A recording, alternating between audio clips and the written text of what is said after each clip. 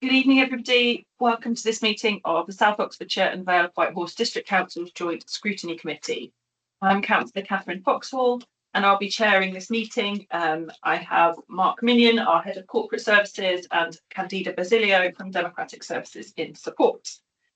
This meeting is being held in Abbey House, Abingdon. Voting members of the committee, in fact, it's packed this evening, are here in person as required, and we have officers and cabinet members in the room and joining remotely. This meeting is being recorded for YouTube for the public to view shortly. Just a couple of housekeeping points. If those of you who are online could keep your microphones muted while not speaking, that would be really helpful, but please do raise your hands if you'd like to speak during the discussion. For those of you who are in the room, the evacuation procedure, I think everybody knows, is in the event of emergency, is to evacuate through the nearest exit, which is round to the right through the corridor, and please assemble in the car park at assembly point 9. And then at the end of the meeting, we will confirm that the recording has ended. So to move on to our agenda this evening, Chair's announcements. So just to explain why we're here so soon after we were here a few weeks ago, this meeting has been called as a call-in meeting to consider further a cabinet member decision for both South and Vale to purchase 8 new refuse collection vehicles to share between the two councils. As per the Constitution, councillors requested that this decision be brought to Scrutiny Committee. While each council issued its own decision as a joint purchase, it was decided that it was most appropriate for this decision to come to this joint committee this evening. So when a call-in is agreed, the meeting must be held within a certain number of working days. So here we are. I'd like to begin by thanking officers, cabinet members and committee members for their flexibility and commitment to ensuring we can have this meeting this evening. So item 2, apologies for absence. Candida, could you please confirm? Yeah, of course. We've had apologies from Councillor David Turner. We've had apologies from Councillor Kate Gregory, and thank you to Councillor Andrew Tinsley, who's substituting. And then we also have apologies from Councillor Stepan Gabrishak, and thank you to Councillor Ken Arlett, who's here to substitute as well. Would you like to do a roll call of the rest of us? We don't really need to, but we've got full rooms. So that's great news. Right. Normally we would talk about minutes of the meeting, last meeting, but those are to follow. So we will discuss that at our next regular scheduled meeting. Declarations of interest. Do any members of the committee have any disclosable pecuniary interests, other registrable interests or non-registrable interests, or any conflicts of interest in respect of the items on the agenda for this evening? No. I do not have any urgent business to mention under item 5, which brings me to public participation. We have 2 speakers this evening. Thank you very much. We have Councillor Sally Whiteman and Councillor Sarah James. And I would like to start with Councillor Whiteman, if I may. Both speakers, you will have 3 minutes, and after each speaker, we will have a chance for the committee to ask any questions of clarification for you, if there are any. So thank you, Councillor Whiteman, for joining us, and your 3 minutes start now. Thank you. Great, thank you. So thank you, Councillor Snowden and the chairs for this call-in, which I would have supported if I had a place on scrutiny. Members, what you should be asking tonight is really simple. Where does this council get its information and data from with regards to zero emissions and fleet? And what experts or companies are being used to shape these decisions? Because I, for one, would really like to understand. As I say this as someone who understands the difference between good data and bad data. For example, an aftermarket retrofit vehicle will never be as accurate, efficient or reliable as an OEM, an original equipment manufacturer's platform, for many reasons, engineering and homologation reasons. And I'm very happy to explain those if asked as very complex for a few minutes speech. For context, I'm a globally award-winning automotive engineer with 15 years in design and engineering of electric and hydrogen vehicles. I'm not physically with you tonight because last night I returned back from China testing my company's latest battery configurations. When I was a cabinet member responsible for waste, I raised concerns and shared my professional background about the direction on fleet conversions and future opportunities with new OEM pipeline vehicles and range with battery advancements and the rise of hydrogen fuel cells. I didn't feel anyone was listening then, and looking at where we are now, they still aren't. We have to do better. So what should we be asking? Firstly, why, for example, hasn't the VOWHD trialled the Renault E-Tech D or D-Wide, vehicles that VIF are already using on trial that offer serious real-world range even after the body conversion? Why aren't we also looking at the latest Mercedes and Volvo platforms now proven in this sector? Has the VOWHD even used the Innovate UK Zero Emission Fleet Local Authority Toolkit, which was a national framework under the last government for depot planning, procurement and range evaluation and transition modelling? Did anybody also attend the UK's annual passenger and commercial vehicle showcase at Millbrook? This was as recent as September, where the latest refuse, last mile and heavy commercial EVs were demonstrated. I know many other councils were there. Have officers or the cabinet member or the leader ever gone for fact finding? Because it is a very impressive showcase. And crucially, what scoring grid are we using to judge range, energy usage, delivery, collection profiles, topography, depot grid capacity, and megawatt scale charging requirements? I've raised these concerns in full council about depot decisions and whether they will be future-proof for megawatt compatibility. Have these costs been fully factored in? I don't actually believe from what I'm hearing they have, given my actual professional knowledge. Have we even built a route energy model to calculate kilowatt hour needs, battery sizing and charging requirements, given that the market today spans EV, PHEV, hybrid and hydrogen options? Members, this is why scrutiny matters. Decisions on our fleet procurement shape our carbon budgets, our service resilience and our financial exposure with our credibility as well. We can't be making decisions without proper technical due diligence. And in this case, I don't believe the council has or ever has in the last 5 years, in this case, looked at the full picture, even around leasing versus buy, ICE, so that's internal combustion engine maintenance versus EV maintenance. Scrutiny, I look forward to hearing your questions this evening. As a technical expert, I'm always happy to help answer any questions that you might have with regards to range and batteries in the current market. So good luck. Thank you very much. Thank you, Councillor Whiteman, and thank you also for your excellent timing. Nick, would you like to you always pop up just to say hello?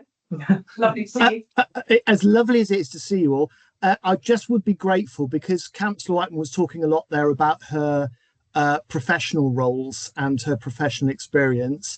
I would just be grateful if she could confirm that she doesn't have a pecuniary interest, that it's not, that none of the approaches or perspectives that she's promoting here are directly linked to her employment, employers or businesses that she's advising, and that she's coming at this, as it were, purely from, I feel like, an academic perspective rather than a personal financial perspective, to make sure she's avoiding the challenges of that before you go on to debate or talk further about what she's asking.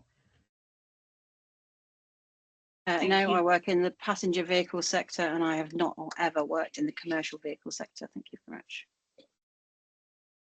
Thank you, Chair. Then that's absolutely fine. You can carry on debating, and there's no particular obstruction into what you can debate or what you can ask questions on. But it's just for public clarity. When we're talking about large spending decisions, the public would expect us to make sure that all members were fully compliant with their duties. I'm grateful and for you allowing me to instruct in that way, Chair. Thank you, Nick. Thank you, Councillor Whiteman. You clearly do have a huge amount of experience in this area, so thank you for addressing us. Does any members of the committee have any questions of clarification? Councillor Whiteman? Probably just one.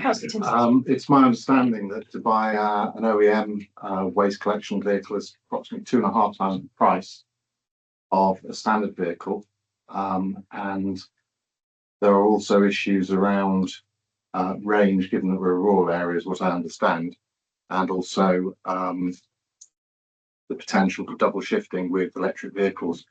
I wonder if Councillor Wyman's got any comments on that, please. So with regards to range, some of the latest vehicles, obviously a lot of it depends on the conversion. Obviously the conversion of the vehicle, because people like Renault or Volvo or Mercedes don't sell a waste vehicle. They sell a platform vehicle and then it will go to what's known as a coach worker to have the, the waste bit put on the back. Given some of the profiles that I read about around up in the lakes, down in Westminster and other areas, it would appear that the latest, especially the Renault truck, which Biffa is currently trialling, will do up to around about 250-mile real range. That's even with the conversion and at full capacity. So I think we're getting to the point, Councillor, where range now isn't so much of an issue. Obviously, again, that's why I questioned around the matrix, right? So what do our actual duty cycles look like around the topography in our area?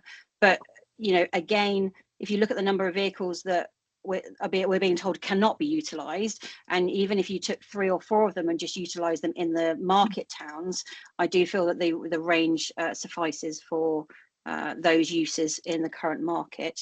And again, the batteries are coming on leaps and bounds, and there are very good OEM vehicles out there with some of the brands I referenced earlier. So what was your other question around the cost? The cost is about 2.5 times more for an electric waste vehicle than a standard diesel one. So again, I think it's a case of doing a comparative exercise then against the maintenance costs, because generally maintenance of electric vehicles is a lot less than that of an ICE vehicle. Also, I guess it's about this council's viewpoint on how serious we are about our carbon targets, given the fact that we've actually declaring that we're not going to hit any of the ones that we said we were going to hit. So there is a cost to progress. You just have to ask yourself then, around maintenance, and again, this is why I think leasing should be looked at over buying, because one, the maintenance cost will be a lot less. Two, the charging costs against the diesel costs will be a lot less. I think you have to look at the whole life cycle and the usage of the vehicle. But again, we haven't got that data to compare.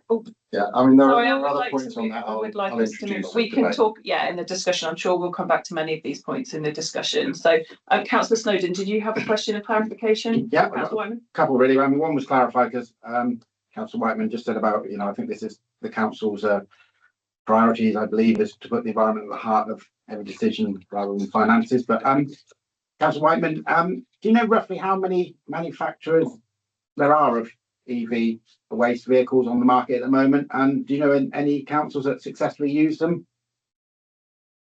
Yeah, so I think from the research that I've done, again, I come from a passenger perspective, but I think there's 5 in the market. I've sort of read out a couple. There's also BYD, and there's one, I think it's called Hanks, which comes out of North America.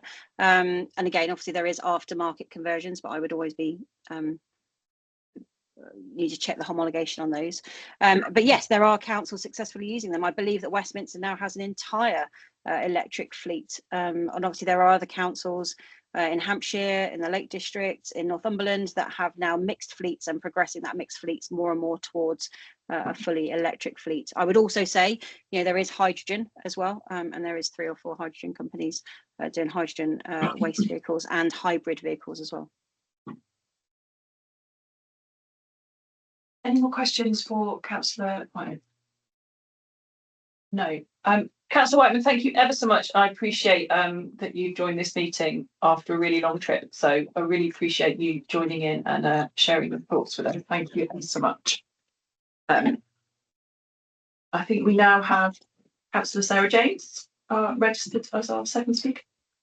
Thank you, Chair. Can you all hear me all right if I just speak from here? Is it okay for you?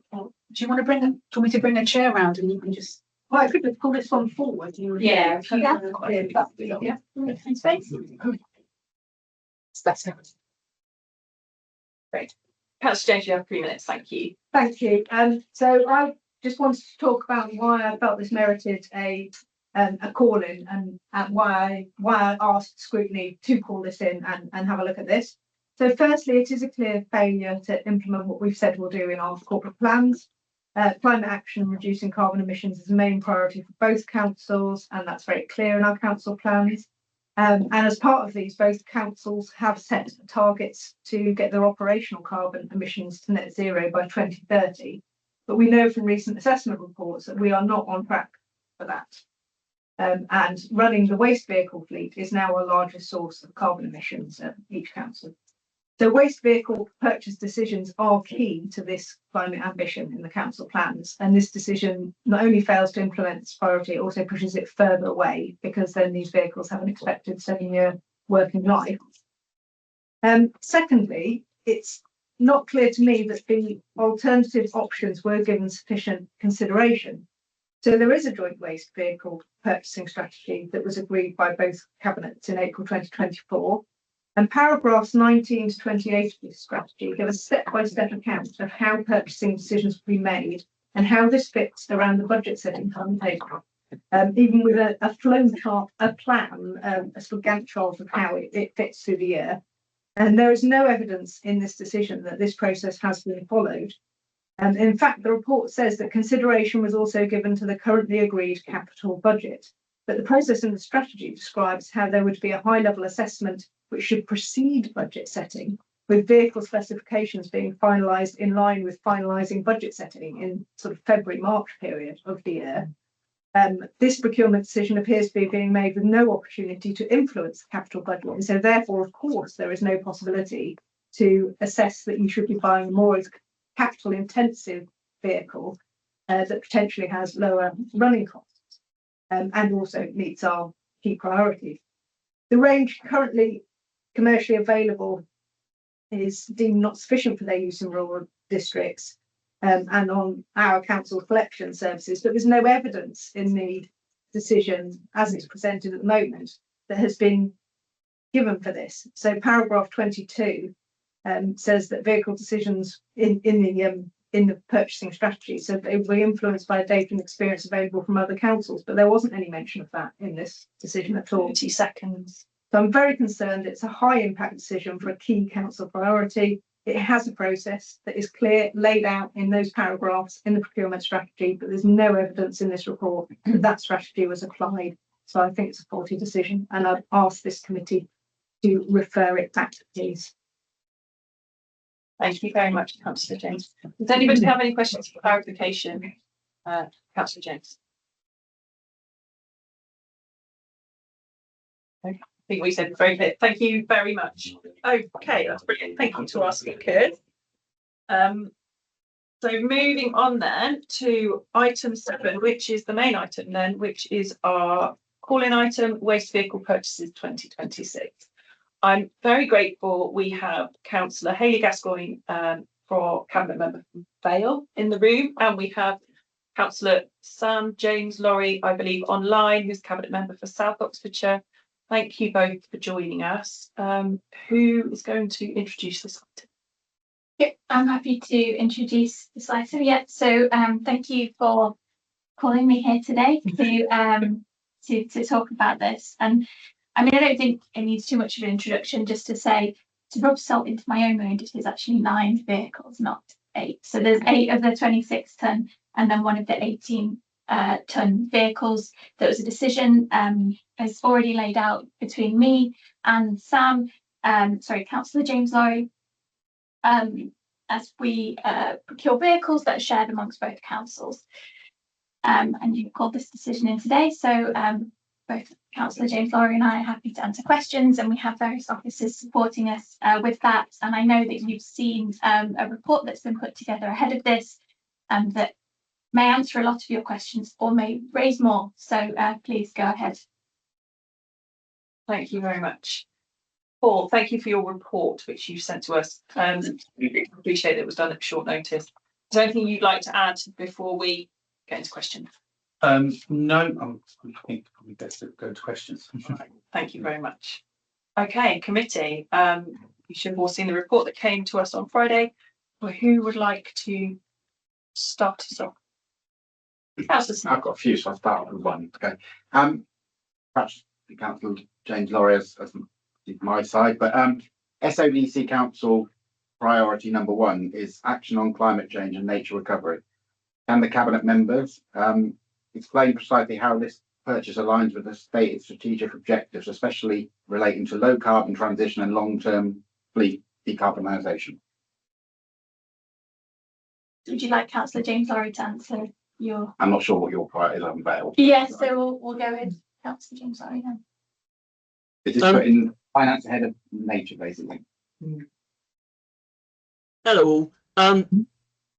I'm very much one for the environment, and I do support us having either electronic or hydrogen vehicles or the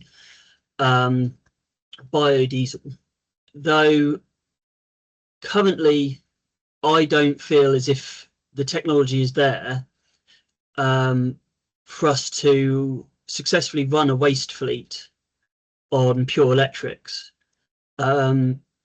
We are purchasing hopefully two electric food waste vehicles, because they can do the job. The 26 tonne and the 18 tonnes, from speaking to BIFA workers and looking into it myself, they have a lot of faults still. So when they run well, they run brilliantly. When they don't, they do cause a lot of issues and spend a lot of time sitting in the yard. It is my priority to get our fleet to zero emissions, but as of now, it's just not quite there. Though hopefully next year or the next purchase, we will be able to start bringing them in.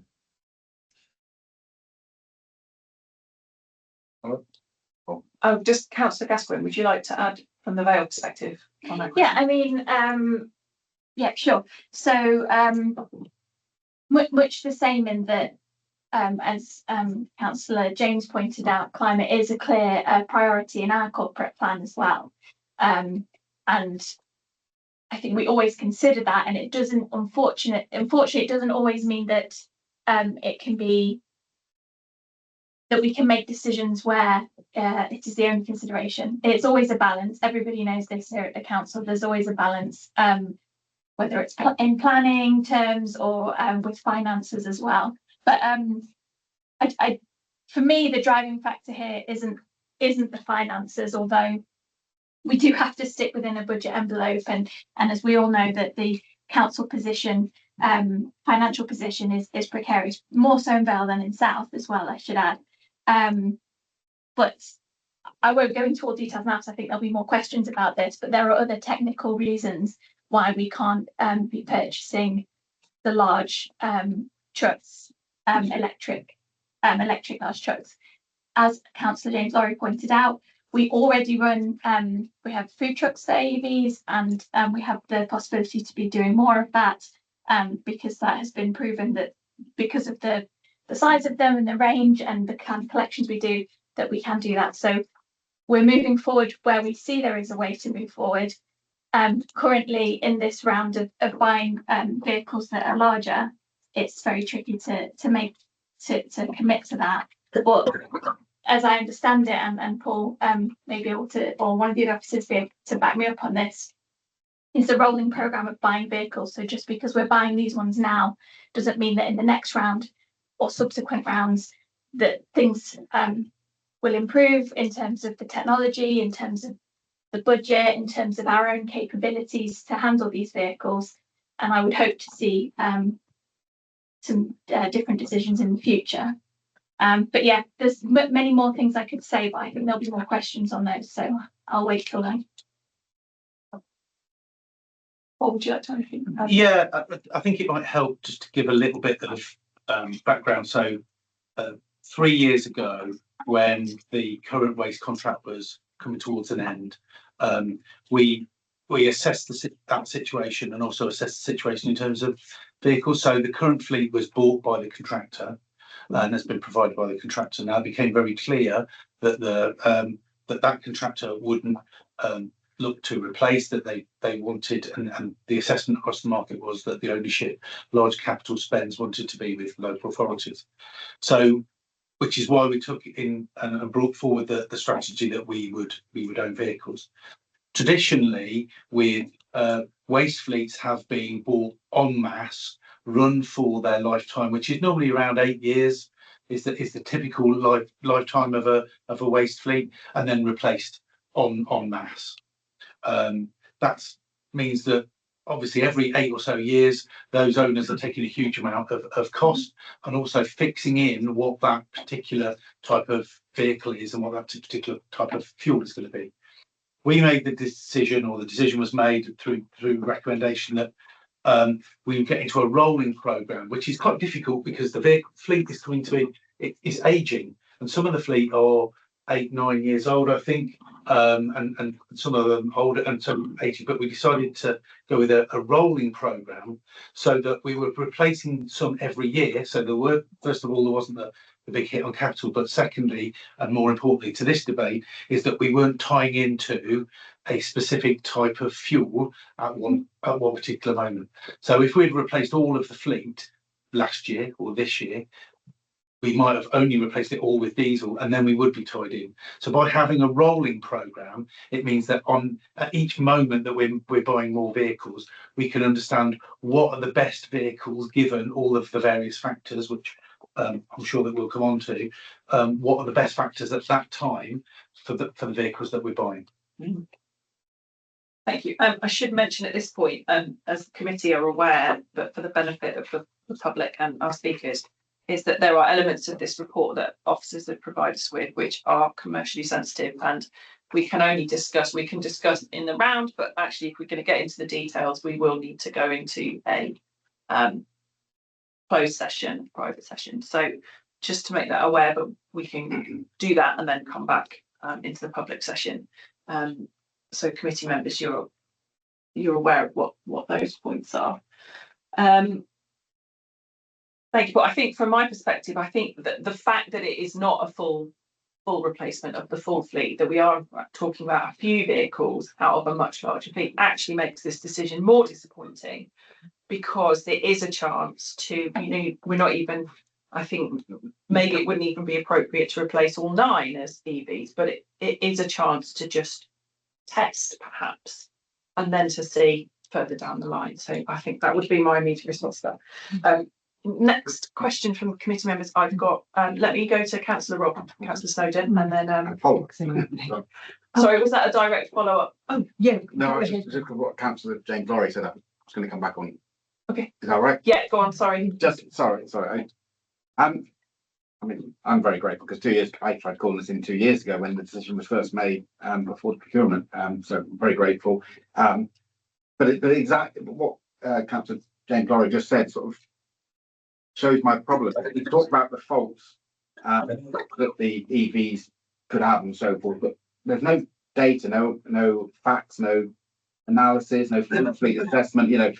To me, we've just been told trust the cabinet members. They're making this decision without us being able to see all that details. Councillor James Lorry was copied into an email that I wrote to officers before I asked us to be called in. So I want to come back on the point about range and that, because the officer replied, the point you make in electric vehicles specifically to work in areas like Tidcot, Abingdon and Wantage is a good one, but there isn't enough work in these semi-urban locations to justify the considerable amount of money required to purchase a vehicle and have it parked up there for some time. Typically, a refuse collection round will collect 1,000 properties a day in different areas over a fortnight. Collection schedule equates to 10,000 properties, 10 collection days over a 2-week period. And even combining collection areas, that simply isn't enough for one vehicle. Abingdon, Didcot and Wantage Grove, all under the 2021, all had over 10,000 homes in them alone. So why could we not have a vehicle that just dealt with those 3? We've got 3 vehicles there that didn't leave Didcot, Wantage or Abingdon, and that's over 10,000 houses. What's the reason behind that? Do you want to take that, Councillor James Lorry, or do you want you were copied into the emails? Yeah. That was, yeah. For me, it's about flexibility. If you have you say about the information, there is information on page 6 and 7 about the tested EV trucks that we did a few years ago. If you have a vehicle that unfortunately does break down due to the battery range, it's very unlikely that they will be using an electric vehicle to go out and collect them. So you are absolutely right that the larger towns and villages could have EVs, but if they go wrong, it'll be straight back to diesel. But if a diesel goes wrong, it's going to be a lot more problematic to get an EV out to get it. Currently, after talking to some of the Biffa crew, it takes pretty much a full night's charge to actually have one of our food waste trucks fully charged, if that gives you any idea on just how limited in power supply we have. At the new Great Hazley site, it should be easier, but that's not up and running until next year. Yeah. Could I respond on that? Yeah, so my take is slightly different on that, I would say. So I think that unfortunately, we're in a position where we're making this decision. We need to pick, so there's a lag time, right, when we buy these vehicles. And so what officers have informed me, we need to place this order because however X many months, a year or so before we get these vehicles, and then commission and this is the lead time we're working with. And as members of this committee will know, we have a change of depot that's coming, and with the change of depot, there will also be a look at the routes, and we can't, unfortunately, this order of decision making and needing to buy these vehicles. You're totally right, Councillor Snowden. I believe there possibly could be this opportunity where we're looking at, or maybe there could be a certain number of EVs that would work in our towns and so on. What's their proximity to Great Hazley? We don't know that yet. And that work will be done. And I'm hopeful that it will show that we have these opportunities, but we don't know that yet today. And it would be a risk to buy vehicles not knowing what the grounds are. Okay. Thank you. Councillor Robb, thank you for your question. Yeah, thank you. Just picking up on the point that Councillor James Lorry made about, if an EV breaks down, then how do you rescue it? That will always be the case if we in future decide to replace any of the existing diesel vehicles with EVs. So I don't quite understand why that would be a problem. If we're going to transition, at some point we have to transition, and there will always be costs associated with that. So I find that a bit disappointing. I'm wondering if at any point Cabinet members and officers looked at what Councillor Whiteman suggested, leasing versus buying rather than buying. As Councillor Snowden said, use of the EVs for towns and villages, hydrogen or hybrid vehicles. So I'm wondering about that. Were those options explored at all? Even if it were for 1 or 2 vehicles out of the 9. I would like to think that we would be willing to lease a vehicle for use in some of the more densely populated areas where we would have knock-on benefits for our air quality in places like Henley, Tame, Abingdon, Didcot and so on. It seems a shame that we've thrown all our eggs in the diesel basket, and I'd just like confirmation, was leasing or hybrid or hydrogen explored? Can I come to you a second? Listen, Councillor Robb, I'm totally on board with wanting to decarbonise the fleet, and you don't need to convince me of that element. In terms of eggs in one basket, I think the point I'm trying to make, and I know that members are trying to make the converse point, is that I don't view it as eggs in one basket, because this is one of the rounds of buying vehicles. If we buy 9 diesel now, but hopefully next time we can buy other things, and what constrains us is where we are in the cycle of moving to the new depot and looking at the new rounds. There's information in the report about the depot. We won't go into too much detail there in case we can, if you want to go into confidential session, and being ready to take these vehicles. Hydrogen in particular, to be honest with you, I'm somewhat of a hydrogen skeptic. I'm pro EV.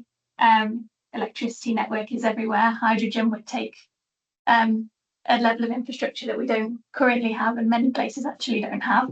But yeah, I'll let Paul come back in on the stuff about leasing and anything else. I think just to come on the first point that you were questioning Councillor James Lorry about if they kind of run out of charge, and it's a fair point. I think the thing I would say is, unlike electric cars, where you're seeing charging points in more and more petrol stations and more supermarkets and things like that, charging points for heavy goods vehicles outside of depots are almost non-existent, is my understanding. So if you're away from the depot and you need to charge, there isn't generally anyway, you can't just pull up on a petrol station forecourt and charge. The infrastructure is just not there. So I think that was the point. Councillor James, correct me if I'm wrong, but I think that was the point that he was trying to make. In terms of do we look at leasing and second-hand? Yes, as part of the development of the original strategy 18 months ago, we did consider whether leasing was an option, and whether we would look at second-hand vehicles. Second-hand vehicles obviously come with the risks of reliability, and that's one of the things that, making sure that we can continue to collect the rounds and fulfil the statutory obligations of the council is our top priority in this within the strategy. In terms of leasing, it's a good point, and leasing is there to lease a new refuse collection vehicle.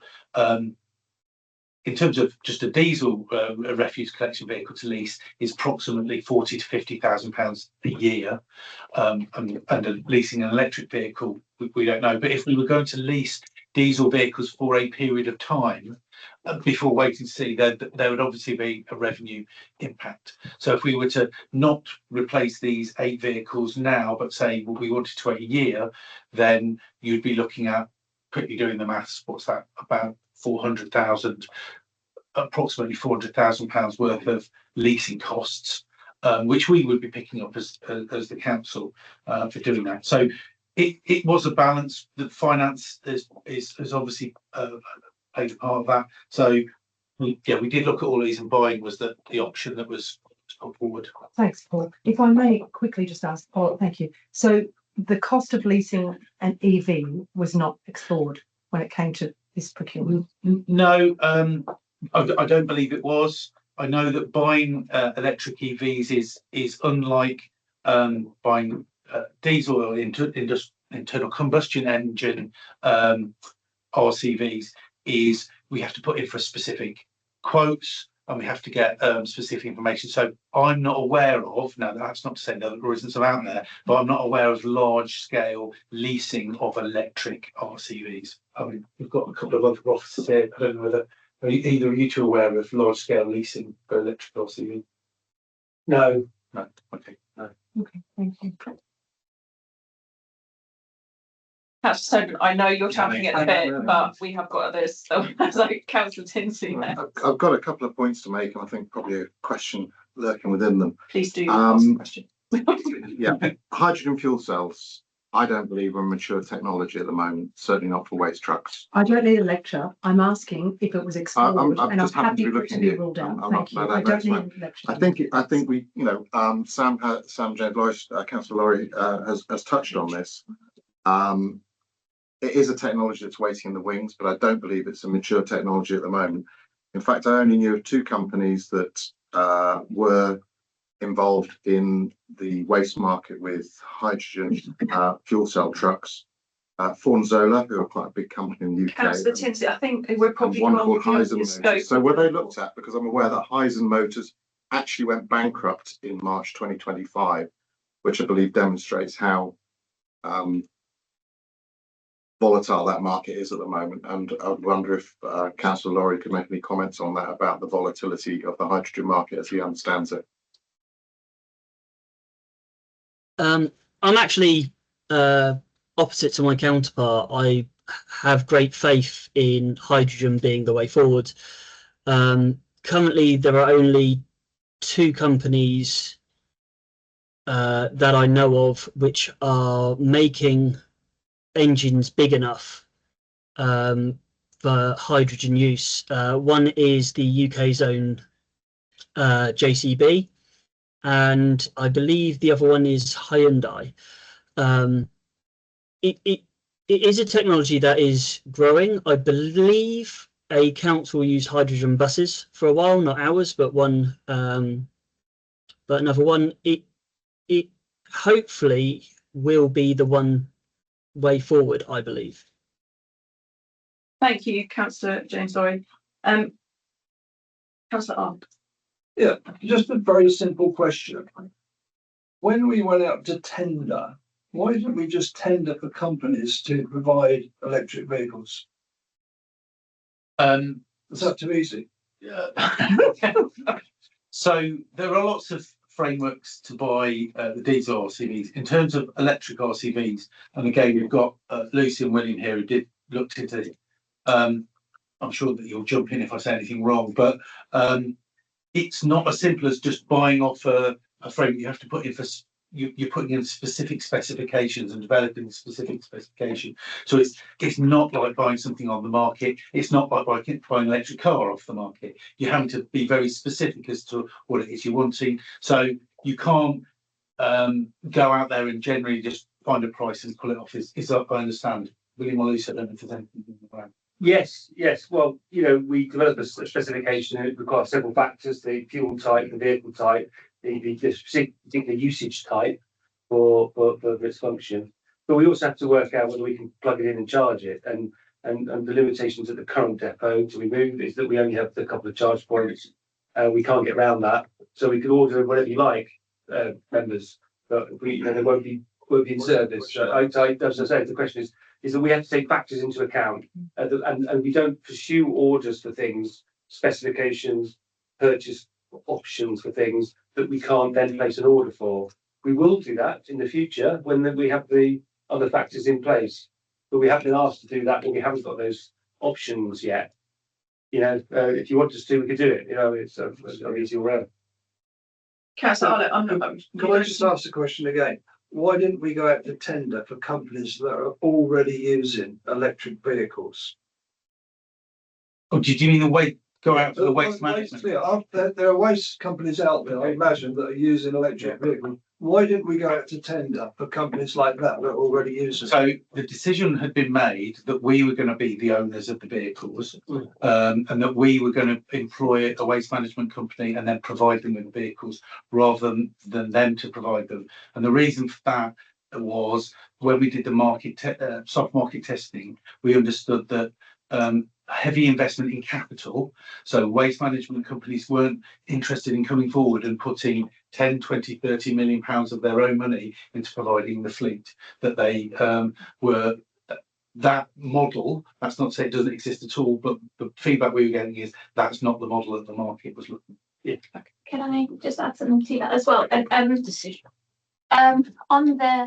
So as Paul said, we've made this decision for the reasons he's laid out, that we buy the vehicles.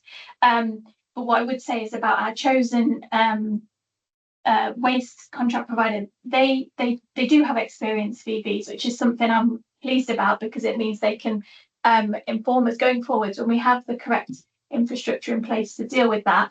But having spoken to them, and the office has spoken to them a lot more than I have, but in the conversations I've had with them, the places where they use them successfully are urban areas. They are cities. Manchester is one example that somebody from the waste company said to me, and it was great. Had good feedback about it. But I think we can all agree that picking up waste in Manchester is different than across South and Vale, and that for me is the key unfortunate difference that we face here. Forest of Dean have just bought electric, and that's very rural. Better than having 5 of you. I mean, someone has to go first. Yes. I have a couple of questions, and they're both chicken and egg question. It seems to me we've got a couple of chicken and egg situations here. We've got a chicken and egg situation with the rounds, which is you're saying we can't buy EVs until we know what the rounds are, but we're never going to have EV appropriate rounds until we say to whoever's devising the rounds, please provide us with rounds that are suitable for EVs. Yes. Similarly, with the charging infrastructure, we're saying at the moment we haven't got the charging infrastructure, but we're never going to have the charging infrastructure until someone says we've got to have the charging infrastructure because we're going to be buying EVs. Yeah. It seems to me that the discussion with the depot, and given the lead times on this vehicle, we're talking literally a matter of weeks, where there's so what, and it kind of comes down to, we spent a long time listening to OCC talk about predict and provide versus decide and provide. This seems to me like there's potential here for us to be really, like you say, to go first and really,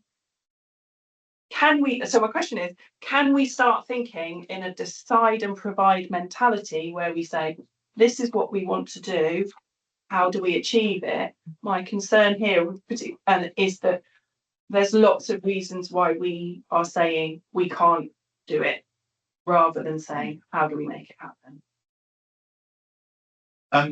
So I think, as I've touched on before, key factor is being able to make sure we can provide the contractor with vehicles that work to do the job. We know that the fleet is aging, and increasingly we're going to get to the point where vehicles are massively uneconomic to run because they're going to need things replacing all the time. So we're buying vehicles now to run on that, to go onto the contract, which we want to be running from next autumn. Diesel vehicles have a 9 to 12 month order between order and delivery. Electric RCVs, we don't know, but because we would have to go through procurement, I would say it's probably from this date, it's 18 months. So there's a big gap there, and that gap all the time is where we're having increasing risk of service failure, because the vehicles that they're coming in to replace will be breaking down all the time. So that's one of the factors. You're right, and probably one of the unfortunate things here is we're right at the cusp of timing. When we're sitting here this time next year, we will know a lot more about the depot. Hopefully, we will even be operating from the depot. We'll be into the year where the capital set aside is much larger. We'll know that much more. So there is something here about unfortunate timing, and we know that the new depot will have some capacity from day one to charge some vehicles. So you're right, there is a bit of chicken and egg, and I think we are right on that cusp. But the reason we brought this forward at this time was we wanted to get vehicles that could hit the ground, literally hit the ground running when they arrive next autumn and be collecting waste and recycling. Thank you. Sorry, can I just and you absolutely, and I've made these points as well about the chicken and the egg, and not my favourite analogy. Anyway, but yeah, and so I think in terms of the depot, we have made a proactive decision. As you can see in the report, and you will have seen when we actually made the decision about the depot, that we want it to be capable of charging, something that we can't do with our current one because we're about to move out of it. So I think that we have made that decision, and it's the timing about when we're going to be there and when it will be ready. But there's been proactive thinking about, well, when we were procuring a new depot, something we want is better charging infrastructure. So I think that has been thought about, but it's just about this piece about timing, sadly. Thank you. Committee members, other questions? Councillor Snowden. Well, coming back on a few of those points, I mean, I'm no expert on this at all. 2 years ago, when I flew off the handle and about the decision, I've done research and I've looked into stuff. You said about the procurement is 18 months. It was 18 months ago we made a decision to buy 9 new vehicles. So we've had those times. Officers, though, we ask officers to do the work. We as councillors lead. So I'm still struggling how the cabinet members came to the decision. My crux of this is the fact that I still, even all the research I do, I can't see in the reports and listening and speaking to the cabinet members, the full analysis of all the options and the reasons why diesel was winning. For example, we're talking about range here. Well, first of all, pretty much everyone in Didcot knows that Thames Travel has a site in Didcot with megawatt capability, which is used at the moment. So they could use it in the short term. We also know about this, in my opinion, crazy decision to spend £240,000 council taxpayers' money building a substation to electricity for the council officers, which we've now scrapped. Well, that's on a piece of wasteland in Didcot. So that's 500 kVA, which would be more than capable of charging 8 electric vehicles. So, that would be a bit lazy. Why could we not have just at least, led by example and somehow showed the residents we do care about the environment by having a couple of electric vehicles, even if they never left Didcot, and just charged in Didcot and only went to drop off at the depot and then came back. There may be really good reasons, but I've not been able to get to the bottom of it. So that's why I'm wondering how cabinet members came to that decision. Did you look into the Thames Travel megawatt sites? Did you look at the substation to see if there was possibility that the range would be no problem? Then Abingdon and Wantage are only a few miles away from Didcot. Thank you, Councillor Snowden. I think some of those are quite technical questions, but from my knowledge as well, I mean, there's a map, I think, in the report, and it's not a case, you know, of just parking in Didcot, picking up some waste and then going back to Didcot, because clearly the waste needs to be taken somewhere and so on. So, and I don't know about the kind of the permissions that would be needed for vehicles to be in the places you describe, because I think even in the depot that we've chosen, there was quite a lot of backlash about the vehicles going to and from there. Yeah, I mean, that's right. And to answer the point, yes, we have always looked at and assumed a central depot approach where an operation would be running out of a depot rather than lots of satellite depots that may or may not be owned by the council. So that's why, you know, we didn't consider those sorts of options, because we were always assuming we've got the depot of Great Hazley, that we would be running the operation from that side. But just add that the smaller vehicles, which make up half the things, that we can, some of those at non-depot locations, and some of them explored, we do want to make as much of the EV viable as possible. But when we're talking about this order for this ITMD, the bigger ones, you can't just pull up, you know, at sites. Thames Travel is double-decker buses, isn't it? Yeah. I mean, that's a fairly big vehicle.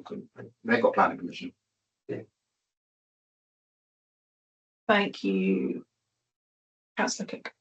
A question on timing, coordination, and we know that this next set of 9 will not be the last one because it's all collapsing.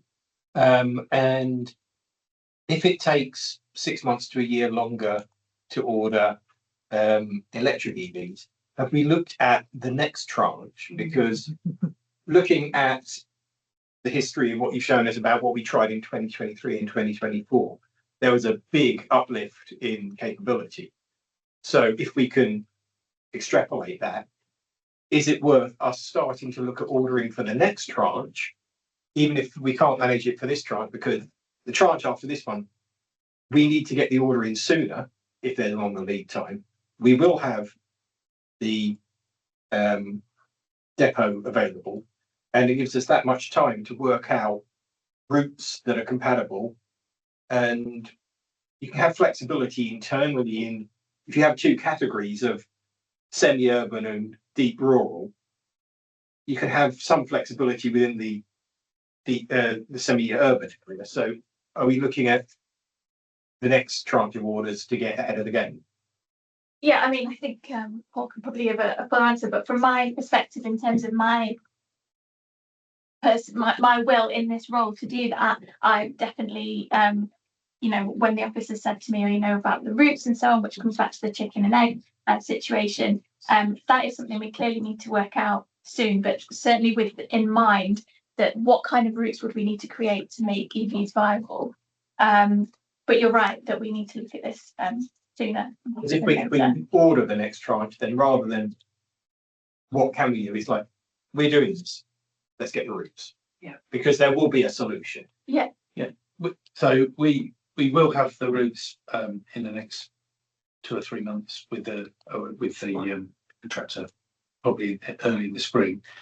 But the point is, right, we have made a commitment that we will be replacing all the fleet. So all the vehicles that are old now, everything will be replaced before the end of their financial year 27-28, which we would need to do anyway because of LGR as we understand it. So at the moment we've got that, and it's a good point that we need to make sure that we'll have those orders in time so that they're delivered, ideally in 2027, mid-late 2027 rather than spring 2028. So we will need to be looking at that at the earliest time, but taking account of what I've said, we don't want to do it too early and miss the opportunity to understand what those late vehicles are. Because I do take the point, if we are on the cusp, I think the medicine, if it's bitter, will go down easier if it looks very clearly like this is the last lot of pure diesel, and we are already taking steps to order the next tranche, which won't be. Yeah, and that is personally how I feel about it to make this decision, and also why, as Councillor James already alluded to, why we pushed for the food trucks to be EV, because we know that we can do that, and so my feeling, and it is more of a feeling because we still need more data that the officers will work with the waste contractor and the new depot to work out, is that, yeah, I would want to see EVs in a future round. As in the next round, Yes. not just future rounds, but. No, you're correct. Sorry, my Sorry. imprecise language. I would like to see them in the next round. Yeah. Okay. But sorry, and just to say, because like you said, I think everything's accelerating quite quickly now. When you look at even the information in the report and what we knew a few years ago and what we know now, and what other councils, which has been pointed out, are starting to do, I think what I would like to see is in the next round is moving towards that. I've got Councillor Roberts, Councillor Rob, then Councillor Stevens. Yes, well, what's worried me all along is that I think we started from a very sound place. We needed to have a new depot. We needed to have a new contract. And then all of this discussion clearly points out that we're still doing, phasing vehicles in for 26, 27, 27, 28. All through that timescale, that would have been perfectly sensible unless the government had thrown LGR at us. And I'm being surprised that I'm the first person to mention this. But in terms of that timetable, we're looking at certainly 26, 27 and definitely 27, 28. And it will be a unitary. So it will not be this council. Can I move you towards a question? How has that been functioned into our current strategy of replacing, going for new vehicles, looking at a combined, whatever the unitary will come up with? And in fact, the likelihood, since the invitation of interest has gone in, it's more likely to be under a combined authority than actually a unitary. How has that been looked at in terms of the timetable and the replacing and the overall strategy and plan that we were fitting into? But clearly, I would have thought this is a fairly major section that we have to slot into. Yeah, if I may. So obviously a lot of this stuff that you outlined, the various parts of our whole waste contract, all started before we knew about a job, but it's a statutory function. We have to provide it, and our contract is such that it accounts for some flexibility, because we don't even know what the new council will be, but clearly we will need to collect waste, clearly we'll need to have vehicles. And what I'm actually hoping is that whatever the new authority is actually presents us with some opportunities when it comes to climate, because something that Paul said earlier was about having, at the moment we're operating on this model of having one depot across these two districts, which does limit us, as we've clearly found out here, and was already apparent before, when you all have to get back to the same depot. But maybe when we're a council that covers more areas, there's going to be more opportunities for operating in different ways. But yeah, I'll let Paul answer on more consideration of LGR. It's a good question, and the timetable was always originally to be replacing the fleet by the end of financial year 27-28. We have made that commitment to BIFA, who are going to be our contractor for next year, that we would be doing that anyway. So in a way, it doesn't have a huge implication, but that's again why doing the step at a time is helpful, because some big orders would be due to be placed next year for 27-28. Well, depending on the timetable of LGR, by next summer we might know what the outcome is, and then there might be there's some opportunity there to reflect. But so I don't think LGR should get in the way of what we're planning to do, and hopefully, if the plan as it is, that whatever authority we go into, South and Vale are coming forward with a relatively new, well-spec'd fleet that perform the job. Thank you. Councillor Rob. Yeah, thank you. One thing that concerns me as a representative from South Oxfordshire District Council, we don't have a great deal of pressure on our capital reserves, fortunately for us, but clearly Vale does. And now we're jointly procuring these vehicles. So how much of a consideration was Vale's relatively poor financial position? Was there an opportunity for South to exercise its relative financial muscles to acquire, I'm not suggesting 9, it's not possible because we don't have the plugs for them or whatever, but a number of vehicles, a smaller number of vehicles that could serve, for example, the denser areas like Henley, Tame, Wallingford, part of Didcot, not that, and use our own financial muscle to enable that for our densely populated areas. Was that, how much was Vale's financial struggles a factor in preventing that type of option? Councillor James Lorry. So I actually raised this with the EVs, and I was prepared to ask South for more money to purchase 2 EV food trucks if Vale couldn't cover it. But fortunately, that didn't happen. But it has been considered, yes.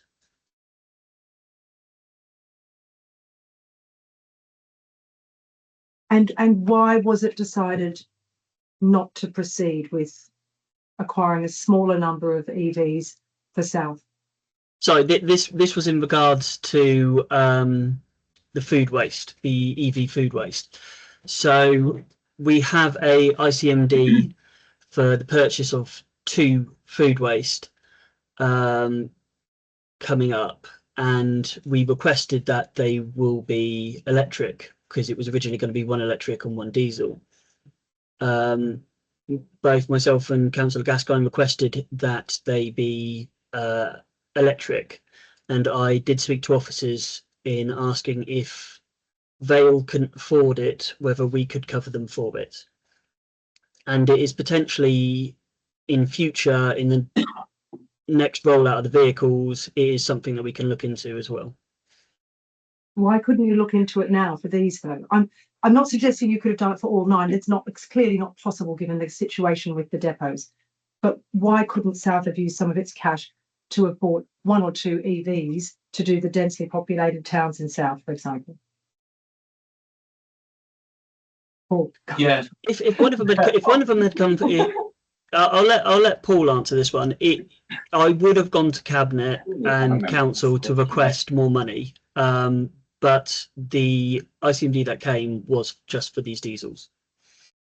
So decision was made about, I'm looking over there, about 4-6 weeks ago, I think, which was by both councils on how the cost of vehicles would be shared.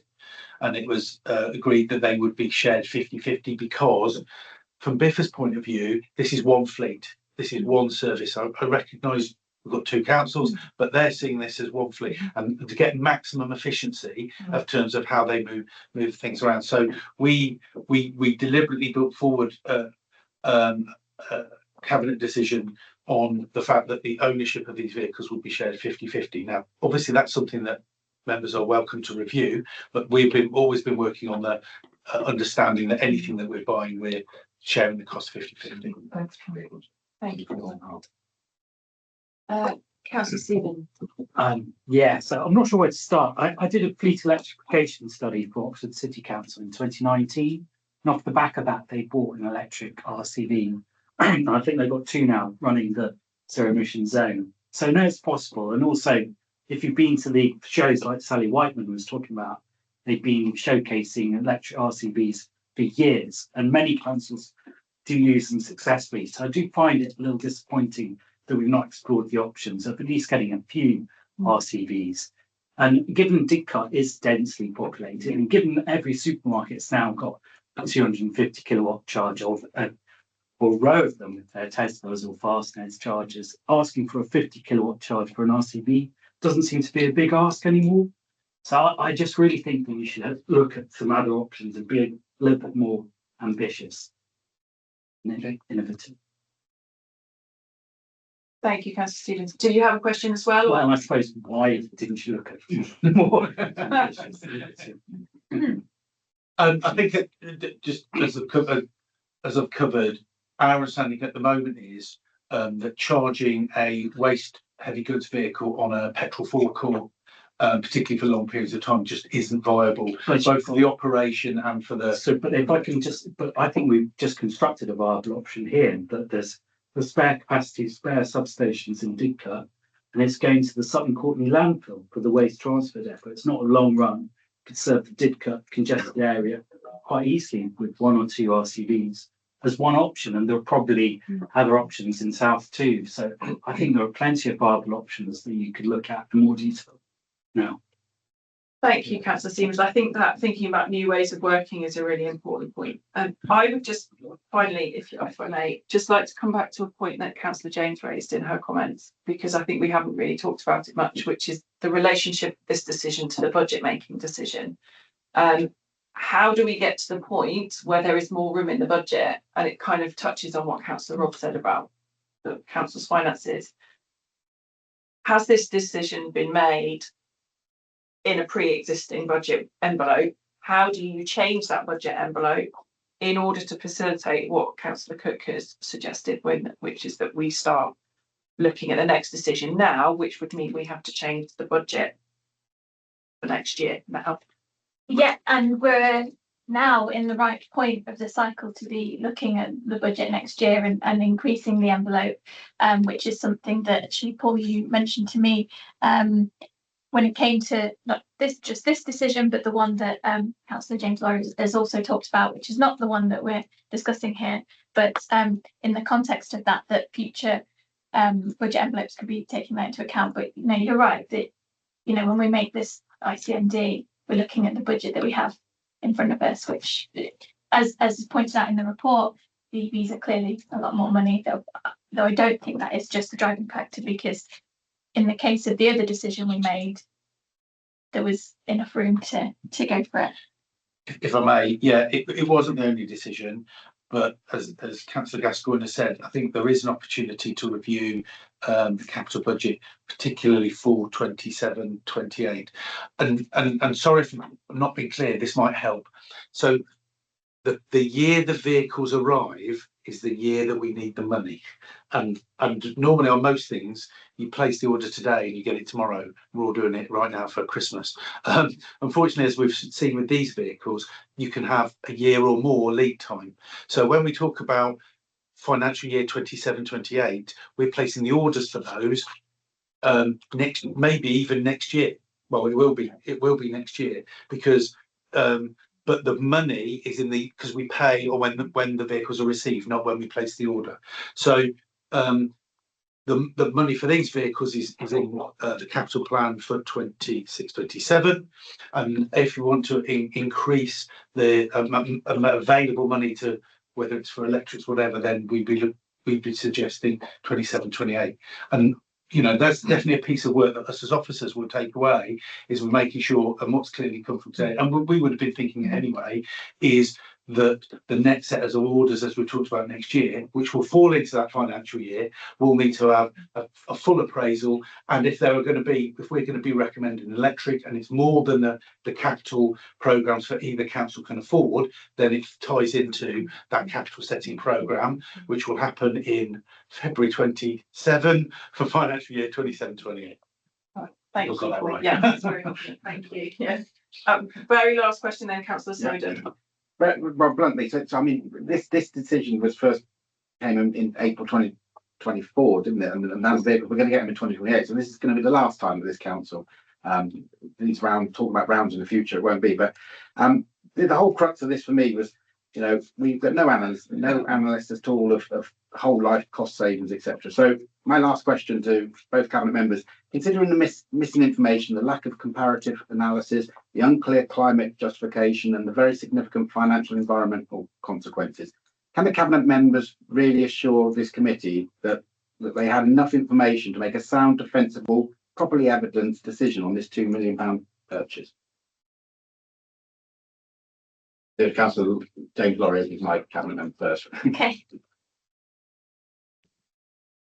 Yes, I trust the officer's decision on this. Like it's been spoken about before, this is the first of a number of rollouts, and when we order the next vehicles, I am hoping that we can get hydrogen and electric ones. But yes, I do believe, after talking to the BIFA crews, talking to the officers and talking to a number of people, that right now this is the decision that needs to be done. Yeah,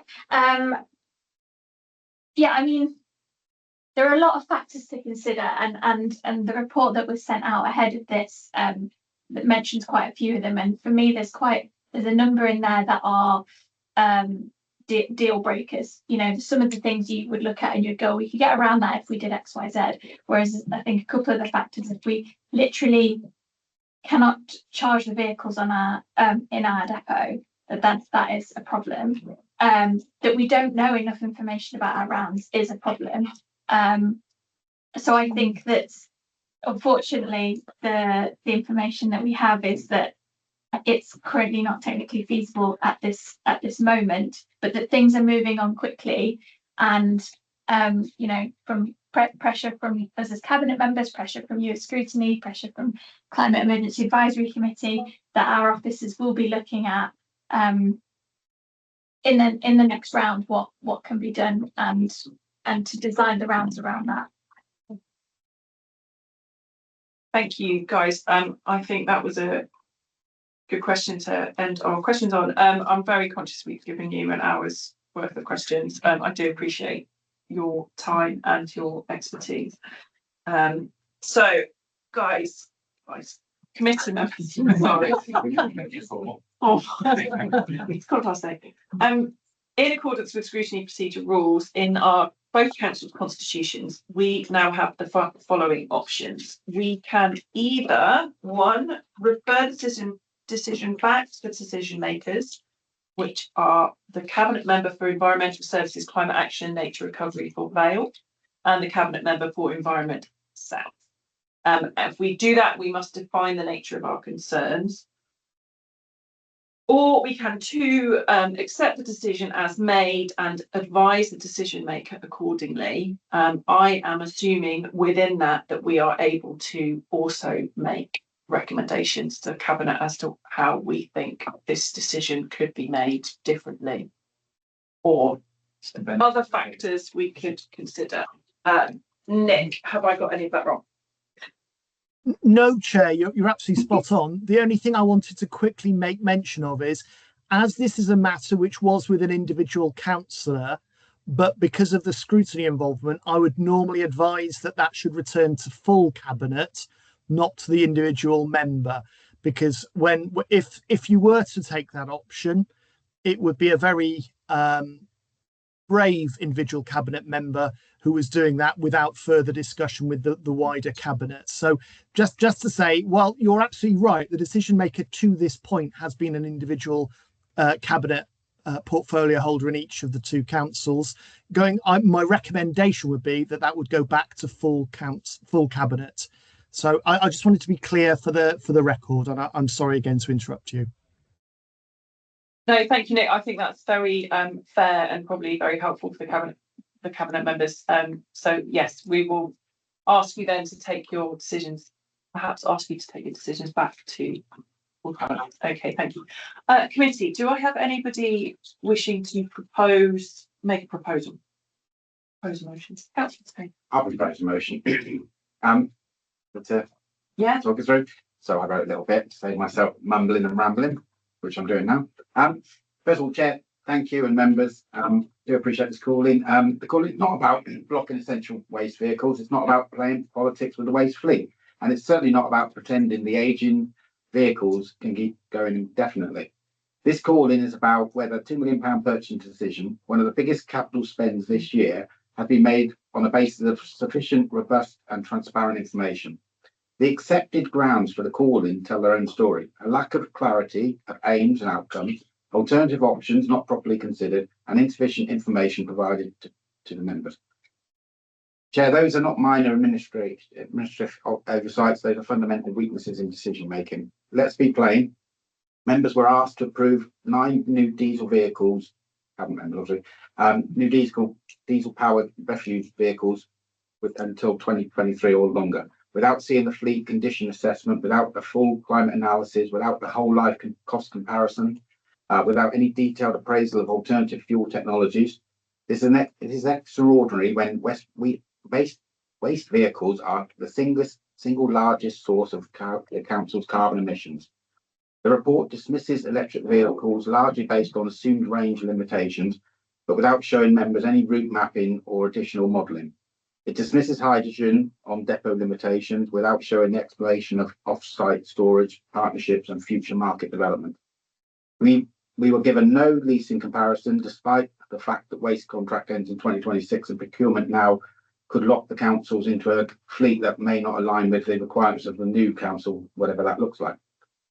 This committee is not being asked today to say no to new vehicles. We're being asked to say the evidence base is incomplete. Send it back, do it properly. It is absolutely right that this committee demands to see, or the cabinet members, the cabinet demands to see the full condition survey, the cost and carbon modelling behind the decision, the rejected alternative options, and give risk assessments covering service continuity going forward. Given the scale, cost and carbon implications, the councils and our residents deserve more rigour than what we've been presented. I therefore urge colleagues to refer this decision back for reconsideration under the revised grounds already validated in the head of Legal and Democratics reply. Thank you. Thank you, Councillor Snowden. So we have a proposal to take option 1, which is to refer the decision back to the decision maker under a series of grounds that Councillor Snowden has laid out for us, and which we were scribbling down. But I'm sure we can share a copy clarify. of that with you. Do I have a seconder for Councillor Snowden's proposal? Councillor Roll. Thank you very much. Would you like to say it? I think Councillor Snowden has outlined very clearly. I was stumbling very clearly. But No, I would share his concern about what I feel is a lack of comparison and a lack of detailed analysis in this report that gives us.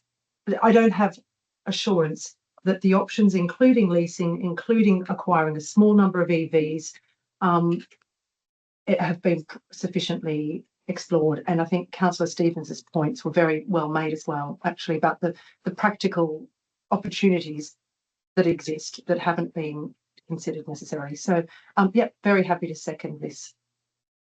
What is it called? Referral back. Yeah. Yes. So I think we've a proposal and a seconder to refer the decision back, but I'm going to open this now to the rest of the committee just to discuss that before we put it to a vote. Councillor Roberts. And then what I'd like to see also is that for next year's renewal of the fleet, the same thing, the breakdown of the state of the fleet, what we're likely to do. The reason I want to raise that now is because of LGR, because of the fact that when you look at the figures, that's the year where the big spend is going to be coming. So we really need to have a breakdown of evidence that actually assures the council that the next way forward is the best way forward, given all the various moving options that will be on the table that year. So not only perhaps we should have had it for this year's, but I personally think it's probably even more critical for next year. Perfect. Okay, thank you, Councillor Roberts. Councillor Baston. Yes, I think I differ on this. I think we should accept the decision for this. I've looked at all the evidence and I don't think for this particular round there is any alternative, but I do agree with Councillor Cook that for the next round we should really probably make it our objective to move towards EV vehicles and all the implications involved with that, which I don't think we satisfy at the moment. So I really, I think referring back this decision might be a waste of time. I think this decision we should make, and but recommend that in the future we definitely progress towards EVs. Just to add some extra detail from what would happen should we refer this decision back. If I'm going to read directly off of what I have in front of me, if the scrutiny committee refers the decision back to the decision makers for reconsideration, the decision makers shall reconsider the decision along with joint scrutiny committee's comments. the decision maker may take the final decision by either incorporating amendments or confirming the original decision unchanged. There is no scope within the Constitution for any further call-in. So I think by referring back, our role is to ask Cabinet to look at this again. We've done that. So I think, so absolutely take your point, but I think just to be clear exactly what happens once we, should we accept this proposal. Does anybody else want to make any comments on the proposal in front of us? Councillor Tinsley, Councillor Arlott. Thank you. I would like to understand clearly what the financial implications are of, say, having half of the vehicles as electric. My own understanding is 2 million figure would then go to 4.5 million.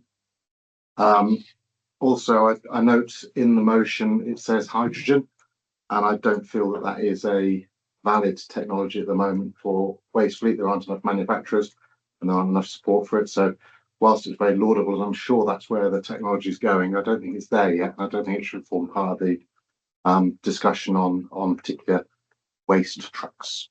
Okay, thank you very much. Who did I say next? Councillor Arlott, then Councillor Cook. Yeah, Jen, what I really don't understand this, and I think this needs to be debated if it goes back or when it goes back, is like I've been a contractor for 50 odd years. Like, you know, if I hire a ground worker in, I don't expect to supply him with a JCB. I expect him to come along with his own JCB, maybe with the cement mix or whatever. So I'm not sure why we're providing these vehicles. And especially as Councillor Roberts said, you know, we may only be looking for 2 years. Why are we looking at a contract which could go on for 7 or 8 years? Because these vehicles are meant to go on for 7 or 8 years. If we were to have a contractor that supplies his own vehicles, is it our problem if they break down? I don't see that. It's the contractor's problem. Is the charge in our problem? No, it's not our problem. It's down to the contractor. So I haven't seen anything in these reports, and I may have missed it, where we haven't gone out to contractors to supply their own vehicles. And then the problem's not ours. The problem is all of theirs. So I think that needs to be discussed as well. I haven't seen any figures anyway. I'm just gonna, I think, and I'm gonna check with, I'm gonna look at Mark here, is I think this is beyond the scope of this discussion, because what you're talking about is the contract, the waste vehicle contract. Would be mine. Totally take your point, but I think what we can do is ask the Cabinet members to perhaps look at leasing more seriously, because that's something that's been raised during this discussion. But unfortunately, I think your questions are completely valid, but are not for the scope of this discussion.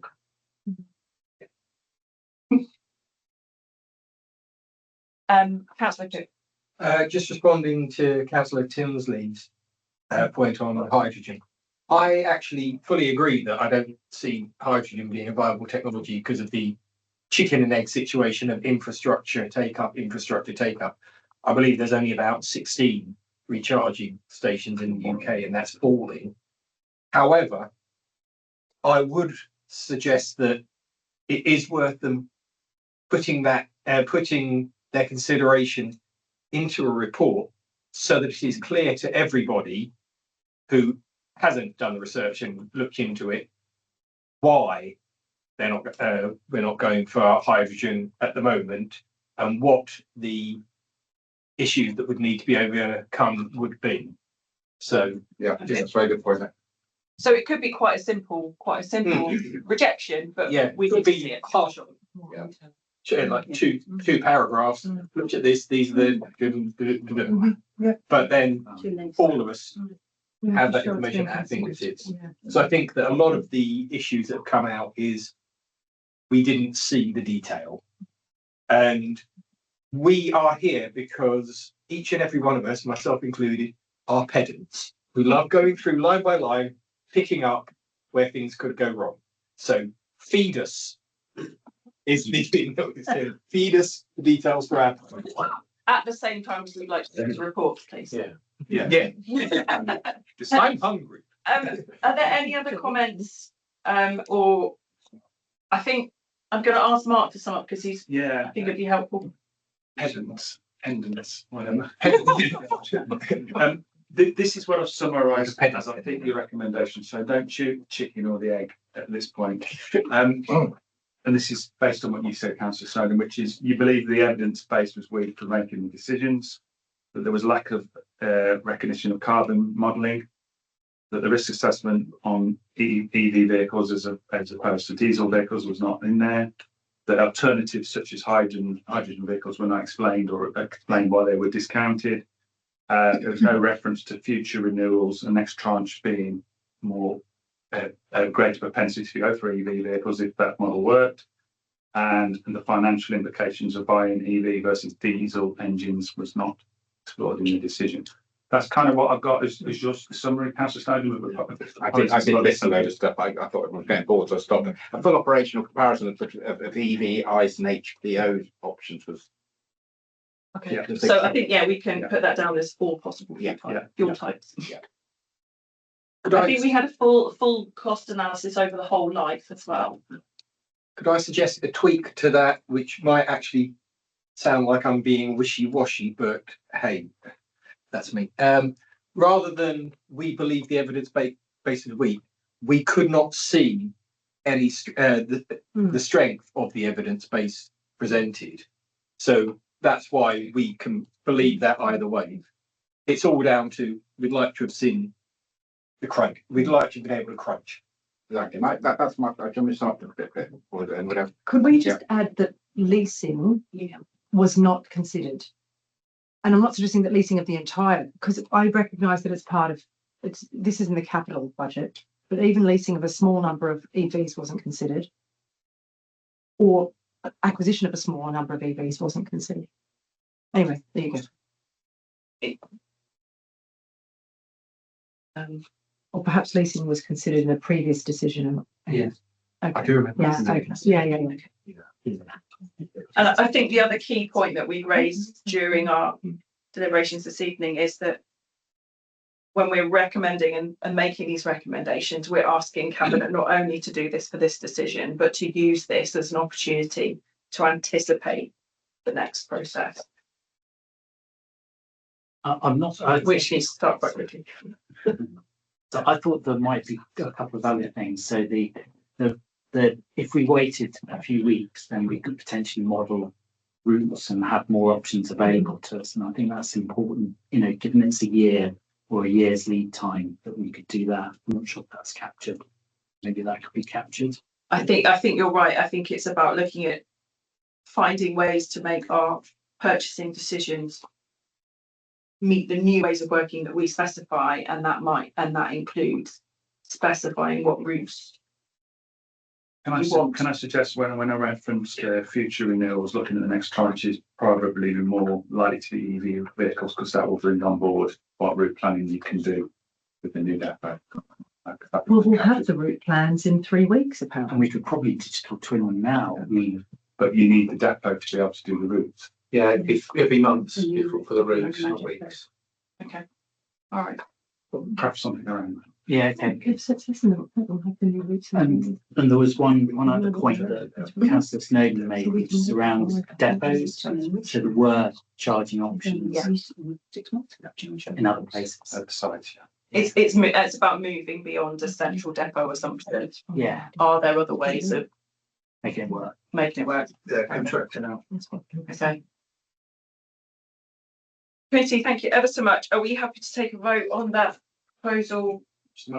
Yes. Yeah. Sorry, Councillor Stone, please do. Yeah, so just to sum up, I had hoped turning up today here that I might have still relatively new to scrutiny, that I may have questioned the members, cabinet members, and they may have said we've seen more information than you, and so we can make a decision based on. I couldn't see all these gaps, and I hoped that maybe they knew the reason behind that. Andrew, I wasn't asking about hydrogen. I just want to see comparisons. I've said to you, I'm not an expert. I don't understand. I just want to see the comparison, so I can make a judgment. And Councillor Batstone, I really think this decision is worth it, because this is the largest carbon emission contributor that the councils do. So I think any chance of improving it, we need to look at, rather than just leave it to the next lot. It's our number one priority as a council. I did write my little speech before I heard the comments from other members. It all brought up some, excellent points which I would have added to. So I apologise I didn't add that to my little piece. And I did have leasing down, but that's very important. But anyway, yeah. So thank you very much, and I do hope you support this motion because I think it will help. I'd just like to thank Councillor Snowden and Councillor James for coming to us as chairs about this decision. It's really valuable to be, and thank you officers and cabinet members. So let's take a vote then on our proposal, which is to item 1 or option 1 to refer the decision back to the decision makers. In this case, we're asking cabinet members to take probably back to the full cabinet, given the significance of the decision. We've defined the nature of our concerns, I believe.